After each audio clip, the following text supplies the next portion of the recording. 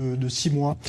Vous la voyez à la une, on va dire, du magazine Time 100. On va vous expliquer pourquoi. Elle s'appelle Rachel Goldberg-Polin. C'est la mère de Hersh Goldberg-Polin, kidnappée lors de la rave party Nova. Bonsoir Rachel, vous avez été avec nous à plusieurs reprises déjà sur i24 News. Et donc Time a décidé, c'est ce qu'on vient de voir, de vous classer parmi les 100 femmes les plus influentes de l'année 2024. Parce que vous menez ce combat sans relâche, qui est celui de mobiliser partout dans le monde, partout où cela est possible, pour appeler à la libération de votre fils. C'est un combat que vous menez sans relâche depuis 6 mois. Qu'est-ce que ça vous fait de figurer dans ce classement où j'imagine vous auriez préféré ne pas être?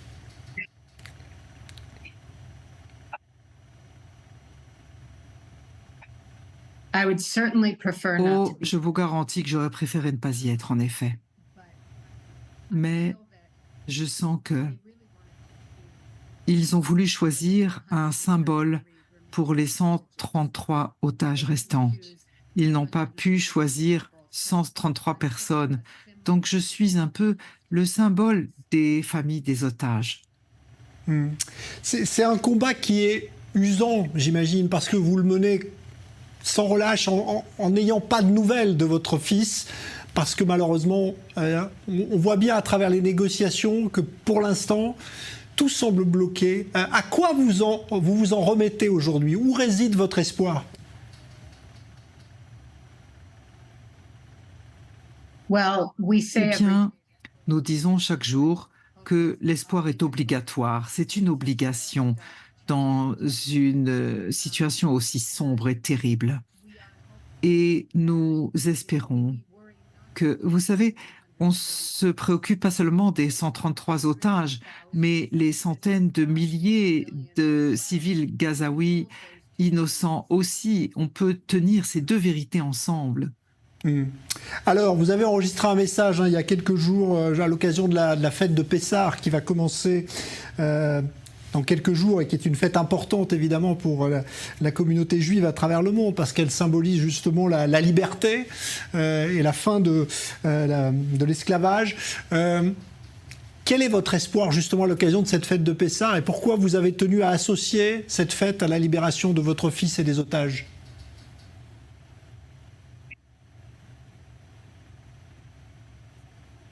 Eh bien, c'est évident que cette année, ce sera pratiquement impossible pour les familles des otages de séparer la réalité que nous vivons, notre esclavage.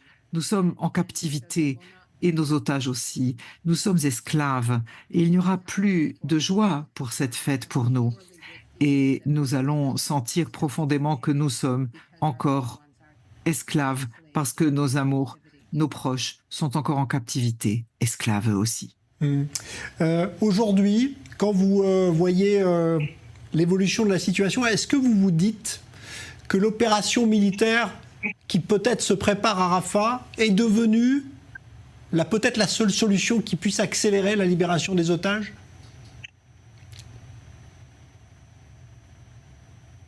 Vous savez, je ne suis pas une militaire, je ne suis pas experte en affaires militaires, je ne suis pas diplomate, je ne suis qu'une maman qui est horriblement inquiète pour son fils unique.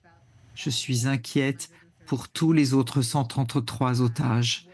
Je suis inquiète pour toutes ces personnes innocentes à Gaza qui sont au milieu de cette situation tragique. Et j'espère que le Hamas va considérer ce compromis, cet accord que nous considérons comme étant solide. C'est la première fois que nous entendons le Qatar et l'Égypte dire qu'il y a un accord solide proposé pour que le Hamas l'accepte.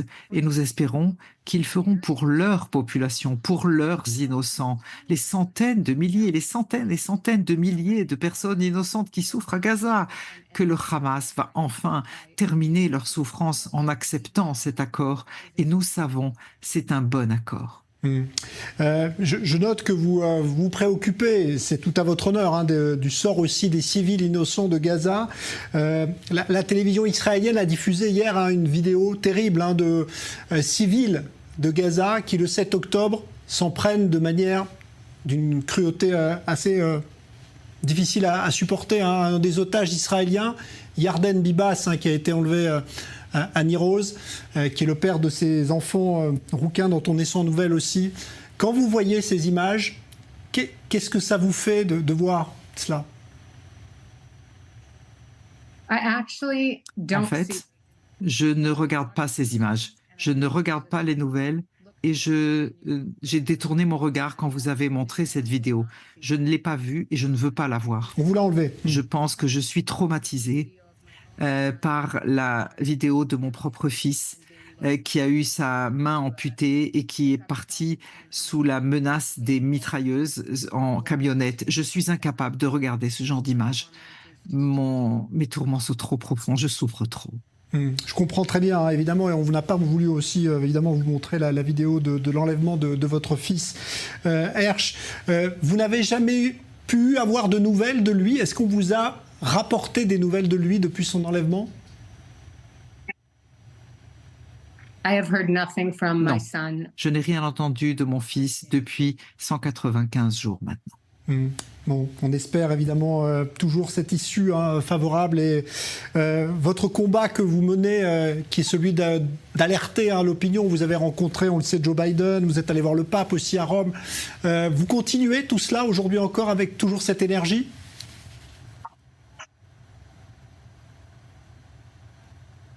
Mais oui, c'est ce que n'importe quel parent, que n'importe quelle personne aimante pourrait faire. C'est quelque chose de primaire, c'est quelque chose de naturel, c'est quelque chose c'est une réponse, c'est un réflexe en fait naturel quand quelqu'un que vous aimez est en danger. Et nous n'arrêterons pas, aucun d'entre nous n'arrêtera. Les 133 familles vont continuer à se battre jusqu'à ce que chacun soit rentré à la maison.